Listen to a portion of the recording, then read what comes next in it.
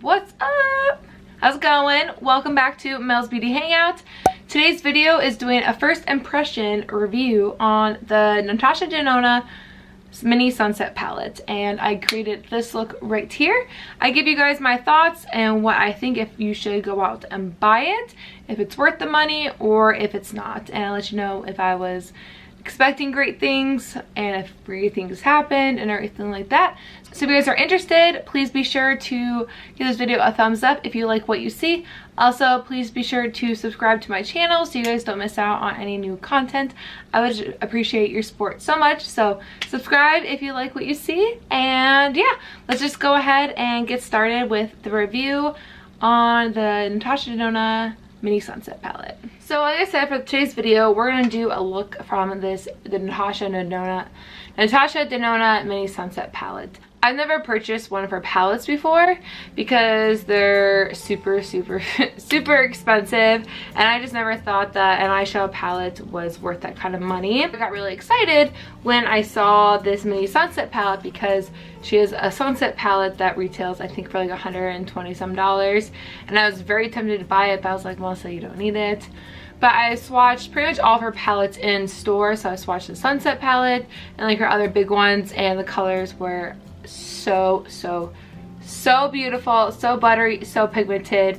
So when she announced that she was coming out with this mini palette for like $25, I was like, oh my gosh, I can be okay with buying a $25 palette and I'm gonna get the same pigment, same texture, same payoff as her big palettes, and you know, and I don't have to pay as much money. So I was super excited. And then I got it in the mail, and it's really small, which I totally am fine with. It's like little dinky. I don't know if it like looks super small on camera, but this is what it looks like. Here, I'll show you. This is what it looks like here. My lights might be really bright today. And I'm gonna show you guys what the swatches look like as well. So we have Guava, Apollo, Dirty Mars, Sunbeam, and Halo. And honestly, from the swatches, I can just tell you first, I am a little shocked that they weren't as pigmented as I was expecting. They were a little bit drier formula than what I've felt in the past. And so I was like, okay, that's cool. So I was like, you know what, I really want to do a first impression so that we can all together see if it really does a good job and if it's worth the $25 or it's just not worth it at all. So let's go ahead and bring you guys a little bit closer and get on with this video. I'm not sure if you guys saw my past video. I did the green tones makeup. That's kind of what I did for St. Patrick's Day, but also for my color series, and I used this new eyeshadow primer by Wet n Wild. It's the Photo Focus eyeshadow primer, and at first I was really unsure of it, but it made my eyeshadow stay on for a really long time and it looked so pretty. What I do is you always want to set, I always set eye primers just because I don't know if it's gonna crease or stick to the actual eyeshadow. Any translucent powder and set that primer. Okay, so now that we are set and ready to go, let's dive in. We're gonna pick up Guava, and if you can see, I barely touched it in the palette. So it does have a little bit of kickback, nothing crazy. I'm not, okay. I'm not one to judge a palette by kickback. I really could care less. I just care how it performs on my eyes. So we're just gonna put that in the entire crease. Okay, that's actually pretty.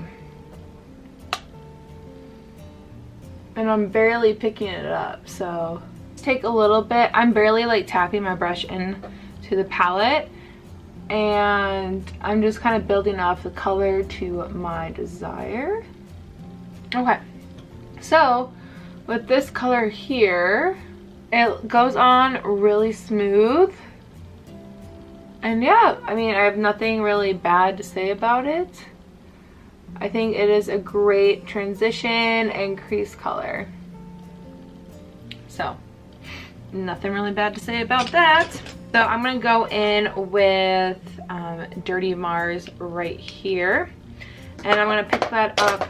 Oh, the brush I was just using is my favorite blending crease brush. And it's a Morphe 504. And now I'm gonna go into a Sigma E25 brush. I've had this brush for a really long time, probably like 3 years now. And I'm gonna take it and we're going to put this darker brown in the outer corner and deepen that up.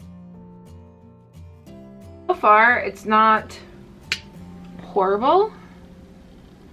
The way I was swatching wasn't that impressive, so, but it's not like the worst thing in the world, of course. But I'm gonna say to you right now, if you have these two brown, or like any brown matte shades, and they perform well, I mean, I don't think it's necessary to go out and buy another palette. The big changer, if I'm gonna recommend it or not, is gonna be the shimmers. Those are the end all be all, because if those perform really well, then I will recommend it. But if they are not very good, then I probably won't. So, because I don't know, these look really good together. And I'm just barely taking any product too. Go back into the first brush, that M504, and I'm picking up a little bit of that guava, and I'm just gonna blend them more together and blend everything out. So then for our all over the shade, we're gonna go into this color here, which is Sunbeam. And I'm not gonna like cut my crease or anything like that, but I do have a flat definer brush. This is the Morphe M124, and I'm just gonna pick that up and see if it needs Fix Plus. But let's see what it does.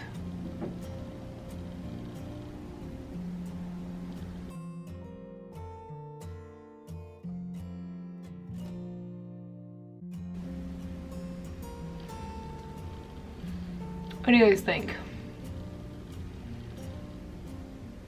I think the color is really beautiful. However, it's not wowing me. I think this color is gorgeous. Well, but like, look at it. I just picked up so much. Like, I'll show you guys what I'm doing. But I'm taking it and I'm like really digging my brush in it, not tapping off the excess. And I use this brush for all glitters or shimmers or anything like that. And then I always like pack. And I just feel like there's not much payoff. The good thing is there's like hardly any fallout, so that is a plus. It's not the shimmers I'm expecting so much from, but I don't know. I mean, the color is just so pretty, so it's hard to like not to like it. So I took a lot on my brush.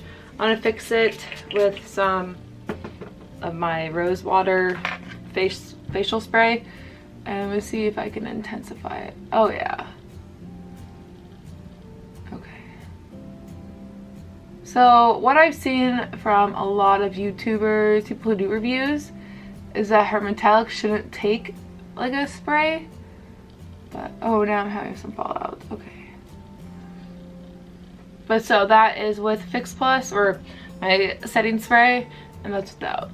I don't know, I'm like so torn because the colors, I really like these colors, but I have like way too many eyeshadow palettes that can give me the same result.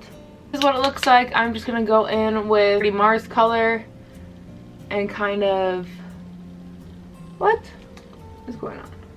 I feel like my crease like went away. Does that look like to you guys? I feel like my crease color disappeared. Is that just me? Am I going crazy? Probably. I feel like my crease color is like gone. So I always blend the edges because I always want to make sure everything is looking good.